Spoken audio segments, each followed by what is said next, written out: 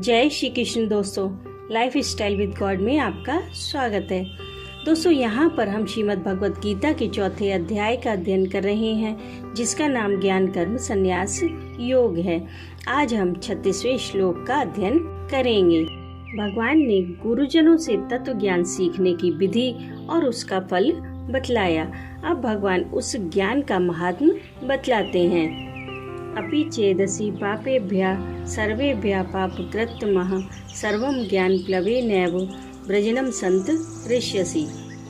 चौथे अध्याय के 36वें श्लोक में भगवान श्री कृष्ण अर्जुन से कहते हैं कि यदि तू अन्य सब पापियों से भी अधिक पाप करने वाला है, तो भी तू ज्ञान रूप नौका द्वारा निसंदेह संपूर्ण पाप समुद्र से भली भांति तर जाएगा।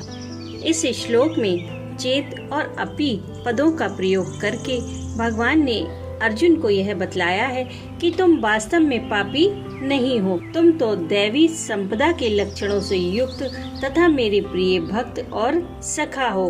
तुम्हारे अंदर पाप कैसे रह सकते हैं? परंतु इस ज्ञान का इतना प्रभाव और महत्व है कि यदि तुम अधिक से अधिक पाप कर्मी भी होगे, तो भी तुम इस ज्ञान रूप नौका के द्वारा उन समुद्र के समान अथाह पापों से भी अनायास तैर सकते हो। बड़े से बड़े पाप भी तुम्हें अटका नहीं सकते। अब मन में यह जिज्ञासा होती है कि जिसका अंतःकरण शुद्ध नहीं हुआ है, ऐसा अत्यंत पापात्मा मनुष्य तो ज्ञान का अधिकारी भी नहीं माना जा सकता। तब फिर वह ज्ञान रूपी नौका के द्वारा पापों से कैसे तर जाता है? यहाँ पर भगवान के कहने का यही भाव है कि पापी ज्ञान का अधिकारी नहीं होता। इस कारण उसे मेरी ज्ञान रूप नौका का मिलना कठिन है। पर मेरी कृपा से या महापुरुषों की दया से किसी भी कारण से यदि उसे ज्ञान प्राप्त हो जाए, तो फिर वह चाहे कितना भी बड़ा पापी क्यों ना हो, उसका तत्काल ही पापों से उद्धार हो जाता है। अब समझते हैं कि यह पापों से तरने की बात कहने का क्या भाव है, क्योंकि सकाम भाव से किए हुए पुण्य कर्म भी तो मनुष्य को बांधने वाले हैं। पुण्य कर्म भी सकाम भाव से किए जाने पर बंधन के हेतु होते हैं। अतः समस्त कर्म बंधनों से सर्वथा छूटने पर ही मनुष्य समस्त पापों से तर जाता है। यह ठीक है, किंतु पुण्य कर्मों का त्याग करने में तो मनुष्य स्वतंत्र है ही।